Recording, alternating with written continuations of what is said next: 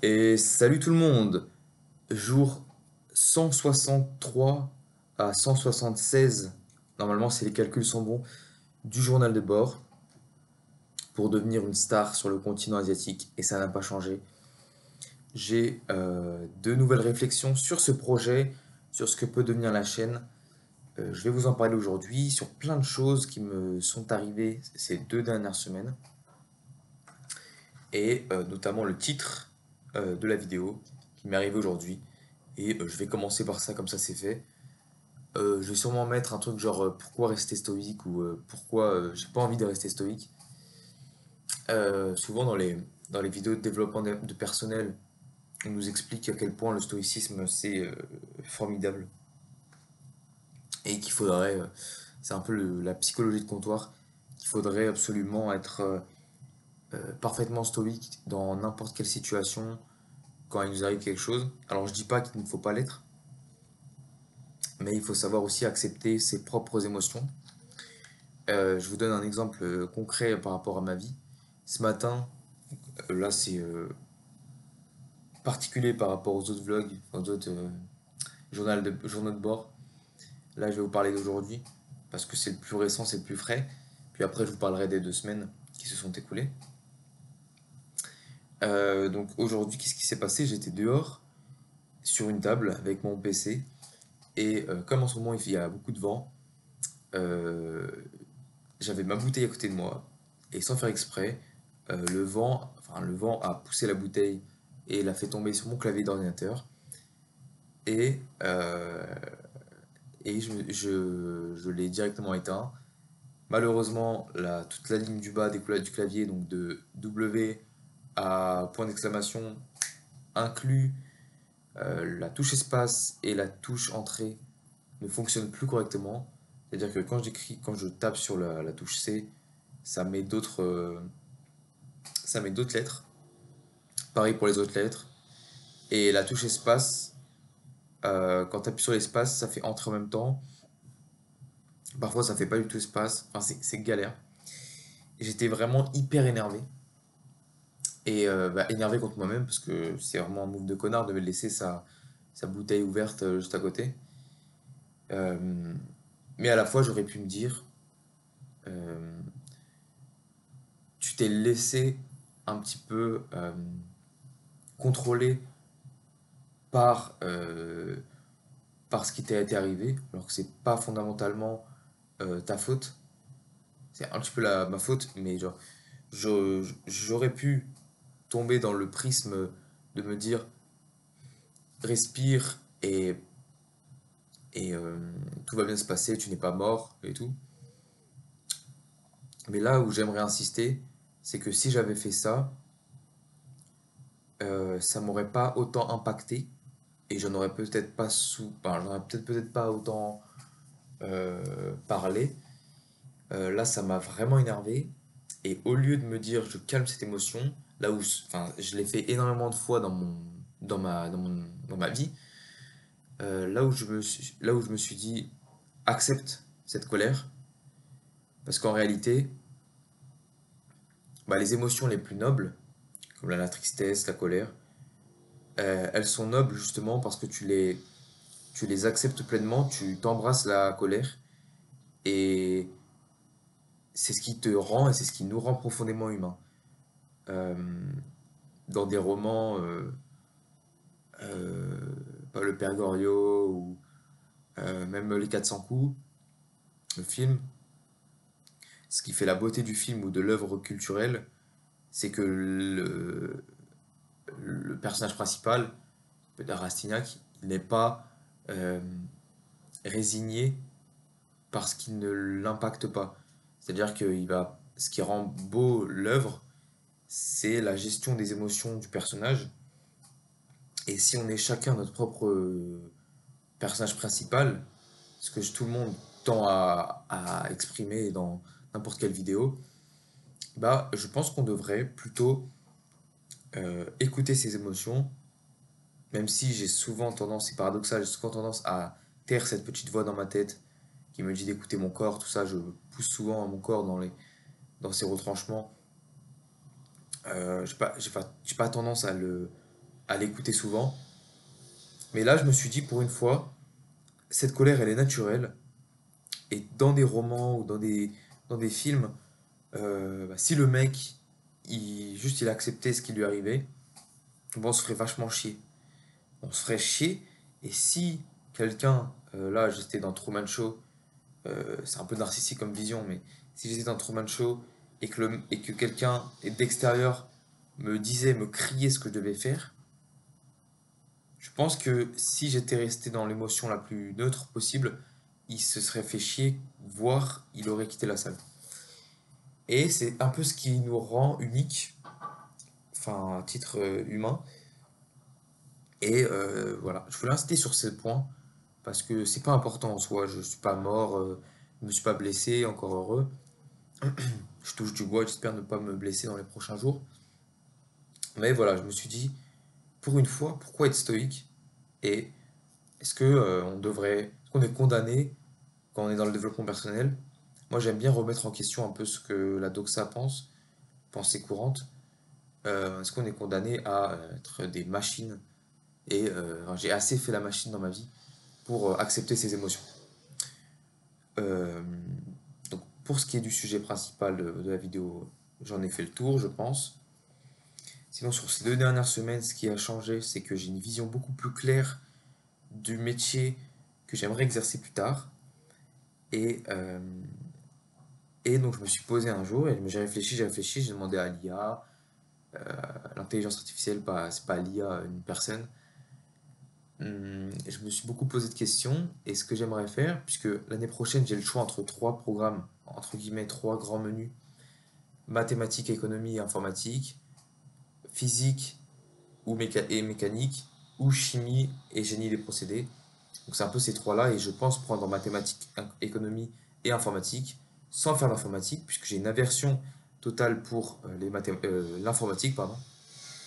Donc j'aimerais beaucoup faire des maths et de l'économie. Et il y a aussi j'en ai jamais trop parlé sur cette chaîne, mais il y a aussi un domaine qui m'intéresse, par la littérature, le sport, la nutrition, mais il y a aussi les neurosciences. Et les neurosciences, j'aimerais beaucoup faire de l'analyse de l'aide à la décision basée sur les neurosciences.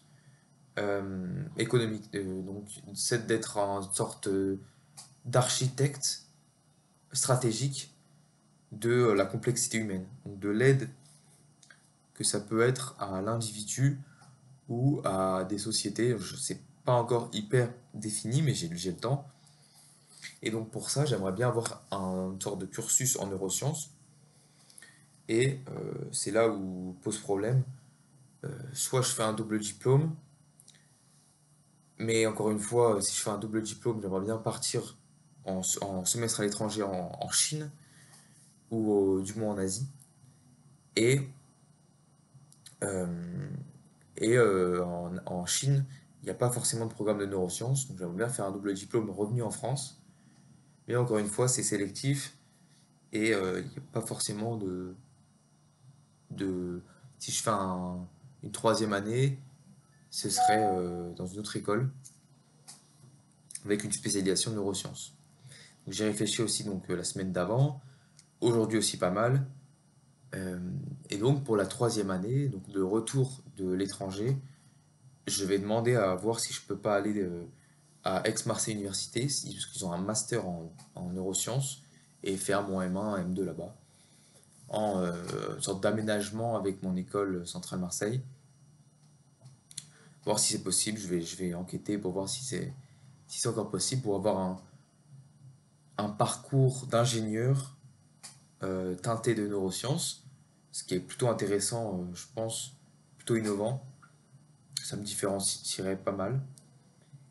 Et pour le semestre à l'étranger, comme, comme les écoles en Chine ne proposent pas vraiment sont plutôt basées sur les sciences dures, maths, physique, c'est pas réellement ce que je veux faire. Je me suis renseigné s'il n'y avait pas d'autres pays. Et en réalité, puisque j'ai un peu énoncé cette idée un peu dans le vide, enfin pas dans le vide, mais euh, sans vraiment faire des recherches approfondies, et ben j'avais pas toute la liste des pays en tête.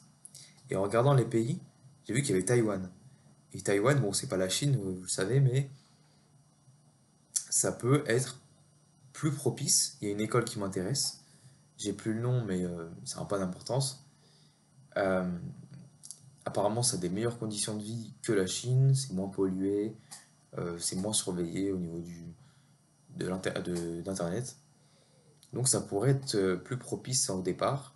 Et donc ce que je ferais, c'est partir donc l'année prochaine en semestre à l'étranger à Taïwan, revenir et dans l'idéal avoir un master en neurosciences à côté pour essayer d'exercer mon métier.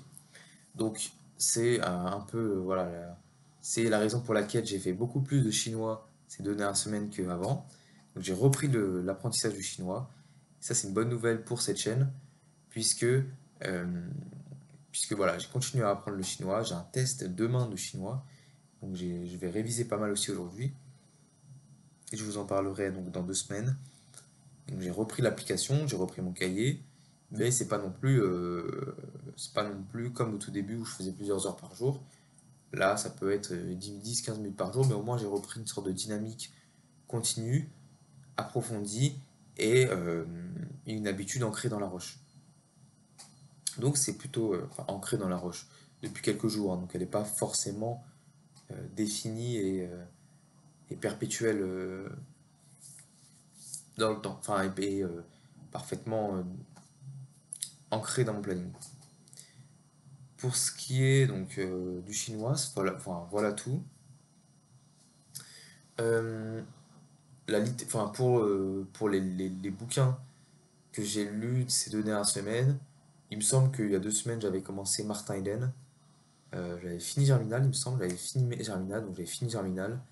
J'ai lu Martin Eden en 4 jours, j'ai tellement aimé.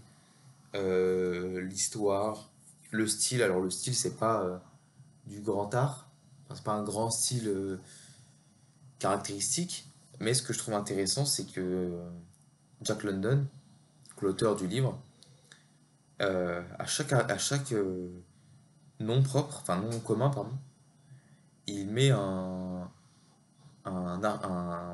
ou plusieurs adjectifs. Et ça, c'est quelque chose dont j'aimerais beaucoup m'inspirer dans la vie de tous les jours et à l'oral de mettre beaucoup d'adjectifs qui expriment exactement ce que je veux dire. La nosographie, et décrire exactement le mot précis euh,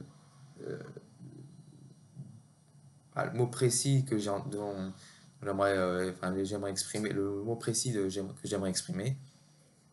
Et pour l'instant, j'ai pas un vocabulaire très enrichi pour pouvoir trouver exactement l'adjectif euh, exact. Exactement l'adjectif exact, voilà, je me répète. Euh, mais c'est un processus qui fait son bonhomme de chemin. Après Martin Eden, donc j'ai lu Dostoevsky, Le Joueur, qui est juste là. J'ai fini, bon c'est un petit bouquin très intéressant. Et j'ai commencé Jono, le hussard sur le toit. Là j'ai eu un peu de mal à commencer, mais là ça va, j'ai lu une centaine de pages aujourd'hui. Et je suis vers la moitié, donc c'est vachement cool. C'est à la fois poétique, c'est parfois enivrant, c'est souvent je suis perplexe en lisant le bouquin. euh, et j'ai le sentiment de pas avoir de commencer un bouquin et de pas avoir une sorte de besoin impérieux de lire absolument toutes les lignes du bouquin, sinon je suis perdu. Parfois je peux sauter une page et pas de problème, j'ai toujours une sorte de compréhension de l'histoire. Non, c'est une bonne découverte pour l'instant. Et même si je lis pas autant que pour Belle du Seigneur ou pour Germinal, bah, je continue à lire et puis ça me fait plaisir. Donc tout va bien pour ce côté-là. Pour ce qui est pour ce qui est de la nutrition et du sport, donc je continue à avoir mes 4 séances de sport par semaine. Là, je suis à environ. euh, j'ai monté mes calories il y a 2 jours à 3000 calories. Je suis à 3000 calories par jour. Et j'essaye de prendre un petit peu de muscle, enfin j'essaye de prendre du muscle, mais de façon hyper propre, donc garder mes abdos. Je suis environ à 22 000 pas par jour, environ. Et la stratégie que j'ai adoptée pour ne pas, qui a marché un poil, même si pour être honnête ça n'a pas fonctionné des masses, pour ne pas avoir de crise, parce que je suis atteint d'un trouble comportement alimentaire, j'en parle dans toutes les vidéos, allez voir si vous... J'ai pas envie de détailler encore une fois. Pour ne pas avoir de crise, j'ai établi la stratégie suivante, qui est de mettre 95% de mes calories dans le dîner du soir, ce qui fait que j'ai un repas le soir à 2500 calories, plus de 2500, alors 2600, 2700, et un petit-déj à peut-être 400 calories. Et donc, je mange, enfin voilà, je jeûne le midi et je fais un gros repas le soir de, je sais pas, à 17h, le soir, le goûter. Et bah, c'est un plaisir intense et ça me permet, enfin ça m'a permis plusieurs fois de me dire, ok là j'ai assez mangé, pas besoin de crise. Et voilà, c'est c'est tout bonnement incroyable. Enfin non, pas incroyable, j'ai horreur de ce mot maintenant. Mais voilà, ça me satisfait au jour le jour. Et, c'est tout, je suis à 58,4 kilos. Et je commence à, enfin là, je monte, ça stabilise, tout se passe bien. J'avais donc la semaine dernière toute une semaine d'alternance laboratoire. Ça s'est plutôt bien passé. J'ai pas fait grand-chose. En réalité, j'ai fait beaucoup d'autres choses que l'alternance. Enfin, j'ai fait beaucoup d'autres choses. Notamment, j'ai travaillé pour les cours, parce que j'ai des partiels qui arrivent. Et voilà, j'ai fait deux trois programmes MATLAB que j'ai copié à 50% sur NIA. Et voilà, j'ai pas fait énormément de choses, mais c'est tout. J'ai aussi, pour clore un peu ce journal de bord, une, euh, une sorte d'addiction à la solitude qui est naissante et qui s'accroît au fil du temps. Alors, je sais pas si je vous en ai parlé la dernière fois, mais je me sens de mieux en mieux tout seul. Et, euh, et ça fait un petit peu. J'espère que vous n'entendez pas les travaux à côté, c'est horrible. Enfin, c'est horrible pour vous si vous l'entendez, moi ça va. Mais, euh, mais oui, tout ça pour dire que je commence à être de plus en plus addict à la solitude, quitte à refuser des sorties, ou à dire ça y est, pourquoi il vient m'envoyer un message, il est en train de troubler ma solitude. Mais ouais. Sinon, très bonne journée aujourd'hui, très bonne journée hier, parfait. Voilà. Je vous dis, portez-vous bien, j'espère que j'ai rien oublié. Euh, J'espère que j'ai tout abordé. Enfin, j'espère que j'ai abordé tous les points auxquels je pensais. Donc, je pense que c'est bon.